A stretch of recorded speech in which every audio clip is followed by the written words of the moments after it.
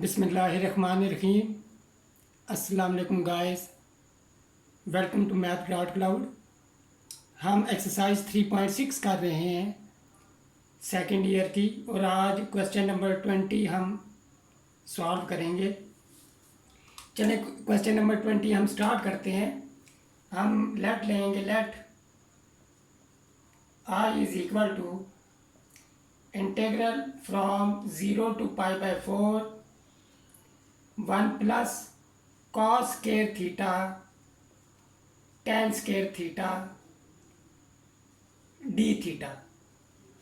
अब हमने जैसा कि इस इंटीग्रल में सिंप्लीफिकेशन करनी है, लिहाजा पहले हम ये करेंगे कि इनडेफिनेट इंटीग्रल जो होगा उसे हम एवेल्यूएट कर लेंगे, और यही टेक्निक हम यूज़ करते आ रहे हैं। First we solve indefinite integral. हम इंडेफिनेट इंटीग्रल को सॉल्व करेंगे और हमारे पास इंडेफिनेट इंटीग्रल होगा I1 हम लेफ्ट ले लेंगे, integral 1 plus cos square theta tan square theta d theta. अब यहाँ हम ट्रिग्नोमेट्रिक आइडेंटिटी का यूज़ करेंगे। I1 is equal to integral 1 plus cos square theta. हम जानते हैं टेन स्क्वायर थीटा इक्वल होता है हमारे पास सीकेंड स्क्वायर थीटा -1 के इंटू डी थीटा। अब हम यहाँ मल्टीप्लिकेशन करेंगे। I1 is equal to integral 1 multiply by secant square theta, secant square theta हो जाएगा 1 मल्टीप्लाई बाय -1 हो जाएगा, प्लस कॉस स्क्वायर थीटा और सीकेंड स्क्वायर थीटा जब मल्टीप्लाई होंगे हमारे पास 1 आएगा, क्योंकि सीकेंड स्क्वायर थीटा और कॉस स्क्वायर थीटा एक दूसरे के रेसिप्रोकल होते हैं। कॉस स्क्वायर थीटा इक्वल होता है 1 ओवर सीकेंड स्क्वायर थीटा के, और इसी तरह सीकेंड स्क्वायर थीटा इक्वल होता है 1 ओवर कॉस स्क्वायर थीटा के। लिहाजा जब हम कॉस स्क्वायर थीटा को सीकेंड स्क्वायर थीटा से मल्टीप्लाई करेंगे तो हमारे पास 1 आ जाएगा। फिर हम कॉस स्क्वायर थीटा मल्टीप्लाई करेंगे -1 से, तो हमारे पास cos square theta d theta आ जाएगा। अब -1 और 1 ये कैंसिल आउट हो जाएंगे। यहाँ पे हमारे पास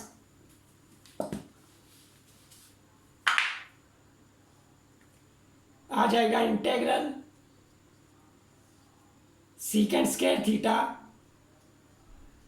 D theta minus cos square theta d theta. अब हमने सॉल्व करना है। I1 हम जानते हैं सीकेंड स्क्वायर थीटा जो होता है वो टेन थीटा का डेरिवेटिव होता है, लिहाजा सीकेंड स्क्वायर थीटा का जो एंटी डेरिवेटिव होगा वो होगा टेन थीटा माइनस। अब मैं आपको पहले भी कई दफ़ा बता चुका हूँ कि cos square theta sine square theta ये ऐसे क्या कहते हैं फंक्शंस हैं जिनके हमें एंटी डेरिवेटिव मालूम करने आने चाहिए। इसी तरह आने चाहिए जिस तरह हम जानते हैं 1 + 1 = 2 होता है, लिहाजा यहाँ हम आइडेंटिटी यूज़ करेंगे। ये कॉस स्क्वायर थीटा हम जानते हैं इक्वल होता है 1 plus cos 2 theta divided by 2 के, डी थीटा आ जाएगा। अब ये आइडेंटिटी कैसे आई ये यहाँ पे मैं आपको सॉल्व करके बताता हूँ ये आइडेंटिटी कैसे आएगी। एक फंडामेंटल आइडेंटिटी हम पढ़ते आए हैं ट्रिग्नोमेट्री की, cos square theta plus sine square theta is equal to 1। और फिर हमने फर्स्ट ईयर में जो 10th चैप्टर था वहाँ डबल एंगल फार्मूलाज के मतलब पढ़ा था। तो हम जानते हैं cos square theta minus sign square theta equal होता है हमारे पास कॉस 2 थीटा के। अब हम ये करेंगे ये इस आइडेंटिटी से, पहली आइडेंटिटी से साइन स्क्वायर थीटा की वैल्यू निकाल लेंगे। साइन स्क्वायर थीटा हमारे पास हो जाएगा 1 माइनस कॉस स्क्वायर थीटा के। अब ये वैल्यू हम ये डबल एंगल फार्मूला में पुट करेंगे तो हमारे पास हो जाएगा cos square theta minus into 1 minus cos square theta is equal to cos 2 theta. Cos square theta minus 1 plus cos square theta is equal to cos 2 theta. Cos square theta 2 cos square theta हो जाएगा। -1 हम right hand side पे shift करेंगे तो plus हो जाएगा ये 1 plus cos 2 theta. Cos square theta हमारे पास इक्वल आ जाएगा 1 plus cos 2 theta divided by 2 के। ये आइडेंटिटी हमने यहाँ पे यूज़ की है तो I1 is equal to tan theta minus 1/2 1 plus cos 2 theta d theta. अब हम यहाँ पे इंटीग्रल अलग अलग कर लेंगे।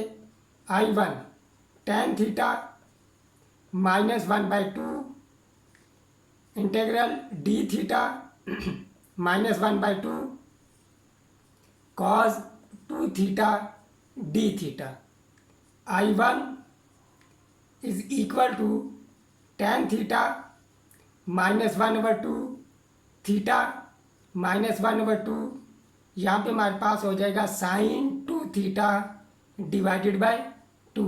यहाँ पे हमने फार्मूला यूज़ किया है कि कॉस के एक्स डी एक्स ये इक्वल होता है हमारे पास साइन के एक्स डिवाइडेड बाय के यहाँ कोई कांस्टेंट है, जैसे यहाँ पे 2 था तो हमारे पास जो इनडेफिनेट इंटीग्रल है उसका रिजल्ट आ जाएगा tan theta minus 1/2 theta minus 1/4 sine 2 theta. अब हमने सिंपली सिर्फ ये करना है कि हम इस पे जो है वो लिमिट को अप्लाई करेंगे और हमें यहाँ पे कुछ नहीं करना। हमारे पास हो जाएगा I इज इक्वल टू, हम लिखेंगे यही result, tan theta minus 1/2 theta minus 1/4 sine 2 theta और लिमिट अप्लाई करेंगे फ्रॉम 0 टू π/4। अब अपर लिमिट अप्लाई करेंगे tan π/4 माइनस 1/2 π/4 माइनस 1/4 साइन, यहाँ पे हमारे पास π/2 हो जाएगा π/2, क्योंकि π/4 जब यहाँ पे पुट करेंगे हम तो 2 और 4 कैंसिल आउट होके डिनोमिनेटर में 2 रह जाएगा। अब हमने लोअर लिमिट अप्लाई करनी है, 0 पुट करेंगे यहाँ पे tan 0 0 होता है तो -0 आ जाएगा और यहाँ पे 0 पुट करेंगे थीटा की जगह तो ये भी 0 हो जाएगा। जब यहाँ पे 0 पुट करेंगे 2 × 0 0 हो जाएगा, साइन 0 0 होता है लिहाजा ये भी हमारे पास 0 आ जाएगा। I is equal to tan π/4 हमारे पास होता है 1 माइनस π/8 माइनस 1/4, क्योंकि साइन π/2 हमारे पास 1 होता है। अब हम एलसीएम ले लेंगे, एलसीएम हमारे पास आएगा 8, यहाँ पे 8 आ जाएगा, यहाँ पे -π, यहाँ पे -2, लिहाजा जो हमारा इंटीग्रल था उसका फाइनल रिजल्ट आ जाएगा हमारे पास 8 - 2 6 6 - π डिवाइडेड बाय 8, लिहाजा हमारे इंटीग्रल का रिजल्ट आ गया 6 - π डिवाइडेड बाय 8 स्क्वायर यूनिट। अब हम अपने क्वेश्चन की ज्योमेट्रिकल इंटरप्रिटेशन करते हैं। ज्योमेट्रिकली जो हमारा फंक्शन है 1 plus cos square theta tan square theta, उसका जो ये जो आपको रेड कर्व नज़र आ रही है, ये इस हमारे फंक्शन का ग्राफ है। और हमने एरिया अंडर द कर्व मालूम करना था 0 से π/4 तक। तो एक्चुअली ये जो कर्व है हमारी π/4 जो हमारे पास होता है